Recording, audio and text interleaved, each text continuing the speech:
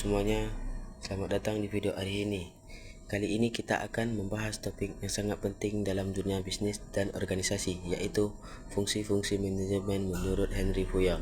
Nah, dalam 15 menit ke depan kita akan membahas apa saja fungsi-fungsinya, definisinya, elemen pentingnya, dan juga contoh nyatanya agar lebih mudah dipahami. Yuk mari kita mulai. Siapa itu Henry Fuyang? Sebelum ke fungsi-fungsinya, mari kita kenal siapa Henry Fuyang dulu. Dia adalah seorang manajer bisnis Prancis yang hidup pada abad ke-19 hingga ke-20. Dia dikenal sebagai bapak teori manajemen umum karena mengembangkan kerangka kerja tentang bagaimana manajer harus bekerja. Kontribusi utamanya adalah mengklarifikasikan tugas-tugas manajer menjadi 5 fungsi intinya. Meskipun tadi kita bahas 4, sebenarnya Henry Fuyang menyebut 5: planning, organizing, commanding, coordinating, controlling, tapi sekarang sering digabung menjadi 4 dengan coordinating masuk ke dalam yang lain. Oke, sekarang kita ke fungsi pertama. Fungsi pertama adalah planning atau perencanaan. Secara sederhana, perencanaan adalah proses menentukan tujuan apa yang ingin dicapai dan cara apa yang terbaik untuk mencapainya. Ini seperti membuat peta sebelum perjalanan biar tidak tersesat. Elemen pentingnya, ada beberapa elemen dalam perencanaan, yaitu analisis situasi, memahami kondisi sekarang dan masa depan, perumusan strategi, menentukan langkah-langkah utama, pengembangan rencana tindakan, membuat detail langkah-langkah harian atau bulanan, penetapan anggaran, menentukan sumber daya yang dibutuhkan. Contohnya, sebuah perusahaan kopi ingin membuka 3 cabang dan baru dalam 1 tahun. Mereka akan melakukan riset pasar untuk melihat lokasi mana yang ramai, menghitung biaya sewa dan stok, membuat jadwal pembukaan, dan menyiapkan anggaran. Semua itu adalah bagian dari perencanaan. Fungsi 2, organizing, pengorganisasian. Bagian struktur kopi yang tumbuh bersama. Fungsi kedua adalah organizing atau pengorganisasian. Ini adalah proses mengatur dan mengalokasikan sumber daya, manusia, uang, barang agar tujuan yang mudah direncanakan bisa tercapai. Elemen pentingnya antara lain pembentukan struktur organisasi, siapa yang bertugas apa, siapa yang mengawasi siapa, penugasan tanggung jawab, memberikan tugas yang jelas kepada setiap orang, penetapan jalur komunikasi, bagaimana informasi mengalir antar anggota tim. Contoh, kembali ke perusahaan kopi yang akan membuka cabang, mereka akan membentuk tim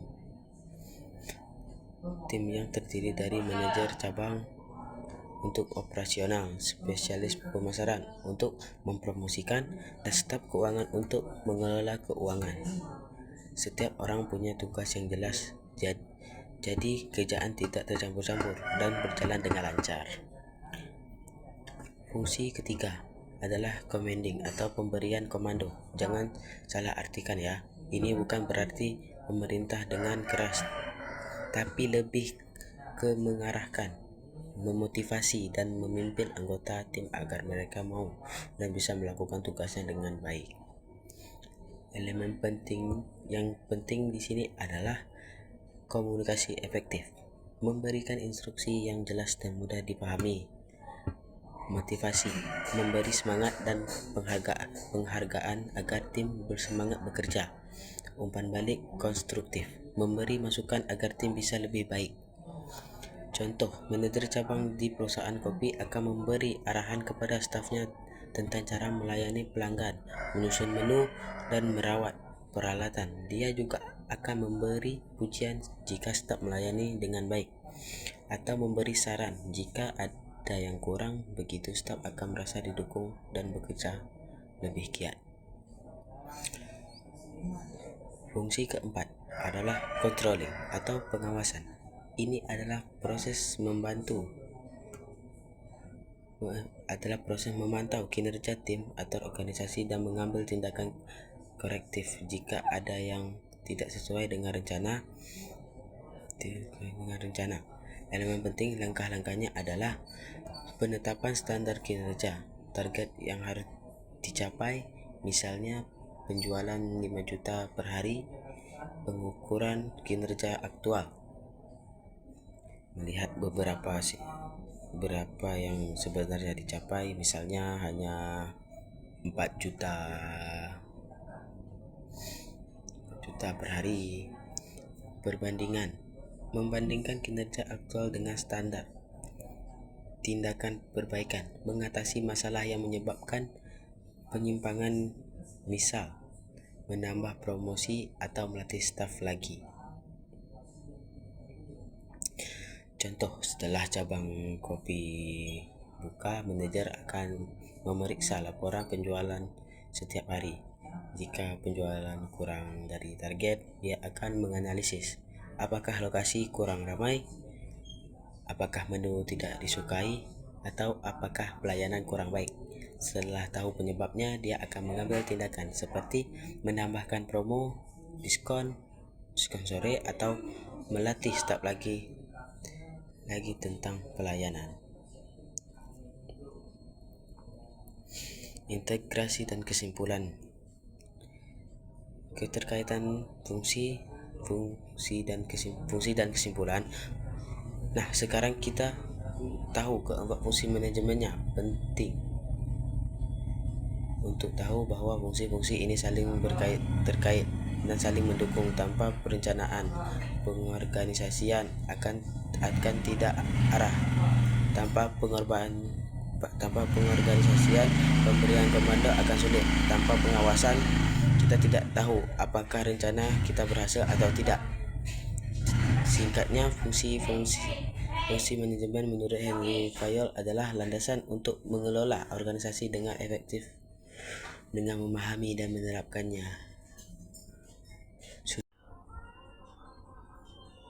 Kali ini kita akan melihat contoh nyata bagaimana 4 fungsi manajemen menurut Henry Fayol diterapkan di perusahaan kopi bernama Kopi Sejati yang sedang mengembangkan bisnisnya di Provinsi Riau.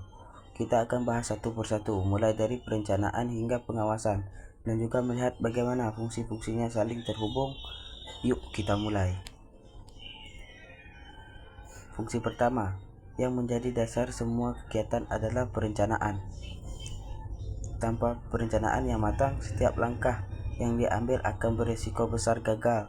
Tujuan yang ditetapkan Kopi Sejati membuka 3 cabang baru di Pekanbaru, Dumai, dan Bengkalis dalam waktu 1 tahun dengan target penjualan 5 juta per hari per cabang.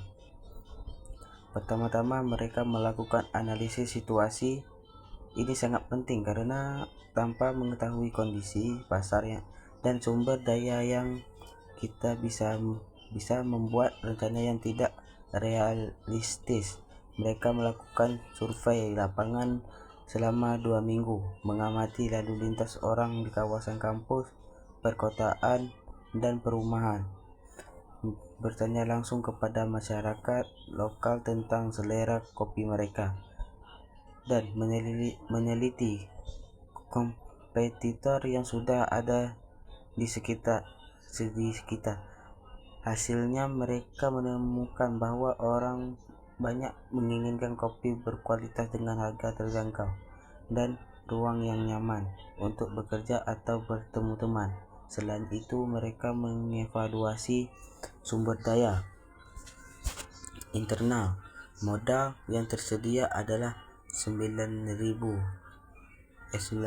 juta dan ada 2 orang staf dengan pengalaman mengelola kedai kopi. Selanjutnya adalah perumusan strategi. Berdasarkan hasil analisis, mereka memutuskan untuk fokus pada kopi lokal dari petani di daerah Kuantan Singgigi, menyediakan uang coworking dengan akses wifi gratis dan membuat program langganan bulanan yang memberi diskon 15% bagi pelanggan tetap.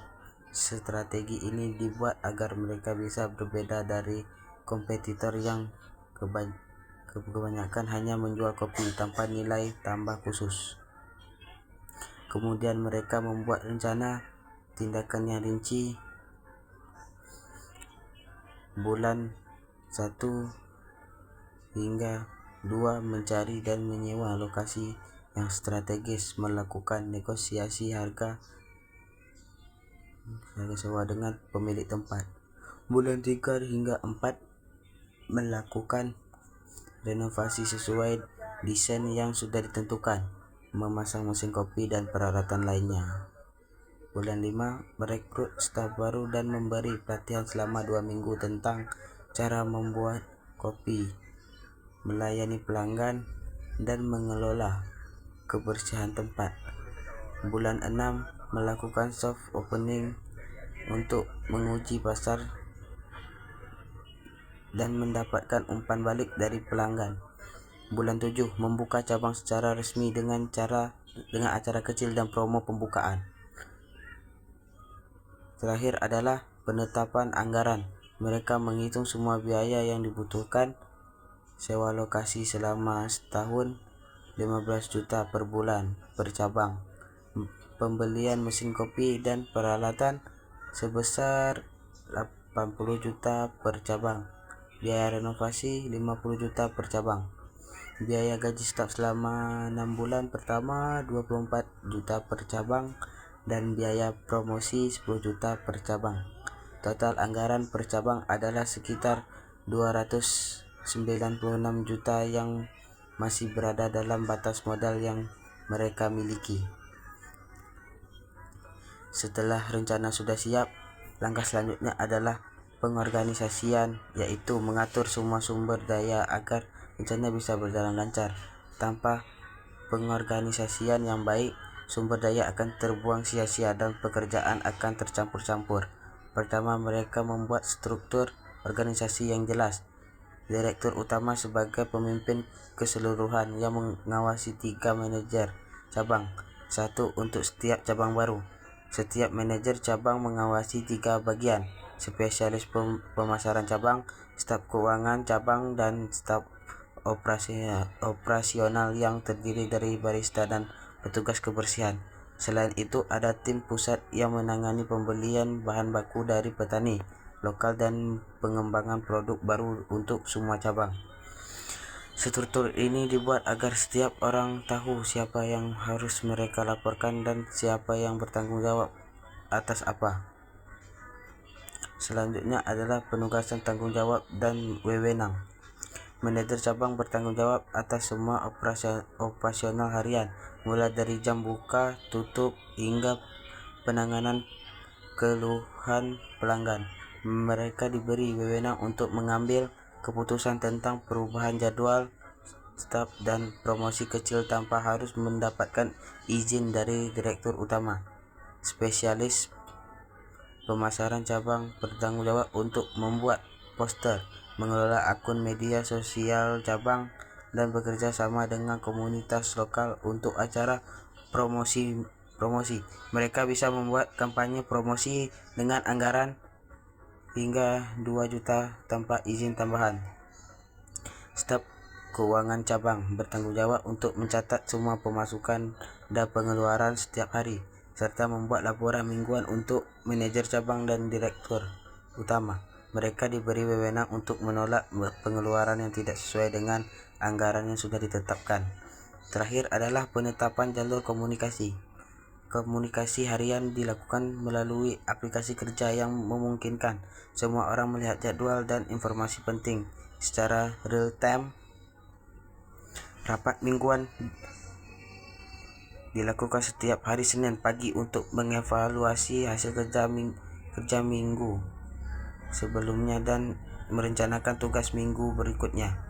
Rapat bulanan dilakukan antara manajer cabang dan direktur utama untuk membahas perkembangan keseluruhan dan menyelesaikan masalah yang tidak bisa diatasi oleh manajer cabang sendiri. Contohnya, ketika ada pelanggan yang mengeluhkan rasa kopi yang kurang pas di cabang Dumai, staf operasional bisa langsung melaporkannya ke manajer cabang, yang kemudian berkoordinasi dengan tim pusat untuk memeriksa kualitas biji kopi atau resep yang digunakan tanpa ada kebingungan yang harus dituju. Fungsi ketiga yang tidak kalah penting adalah pemberian komando, yang sering disalahartikan sebagai memerintah dengan keras, tapi sebenarnya lebih tentang mengarahkan, memotivasi, dan membimbing tim agar mereka bisa bekerja dengan baik dan merasa senang dalam pekerjaan mereka. Pertama adalah komunikasi. Efektif. Manajer cabang tidak hanya memberikan instruksi yang singkat, tapi menjelaskan dengan jelas apa yang harus dilakukan dan mengapa hal itu penting. Misalnya, ketika melatih barista baru tentang cara membuat espresso, dia tidak hanya bilang buat espresso yang baik, tapi menjelaskan dengan rinci. Biji kopi yang harus digunakan harus sebanyak 18 gram dan digiling dengan tingkat halus yang tepat.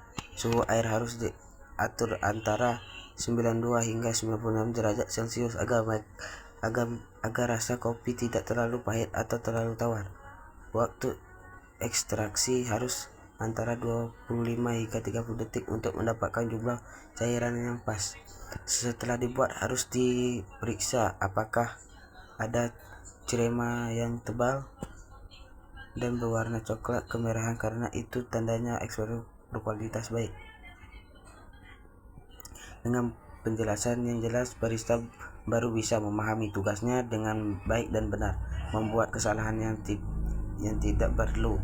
Kedua adalah motivasi yang tepat. Kopi Sejati memiliki program penghargaan untuk memotivasi staf yang mendapatkan paling banyak pujian dari pelanggan setiap bulan akan mendapatkan bonus tunai sebesar 500.000 dan hari libur tambahan selama 1 hari. Selain itu, manajer cabang sering memberi apresiasi verbal di depan tim saat rapat mingguan.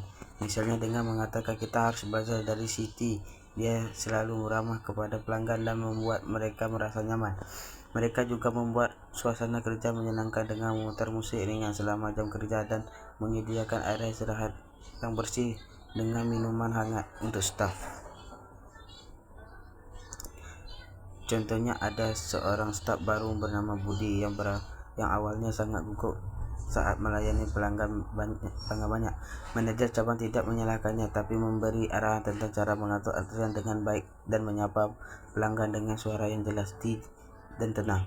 Dia juga memberi motivasi dengan mengatakan bahwa setiap orang pernah mengalami hal yang sama dan penting adalah terus belajar setiap hari. Dia memberi umpan balik tentang hal-hal yang sudah Budi lakukan dengan baik dan hal-hal yang masih perlu diperbaiki.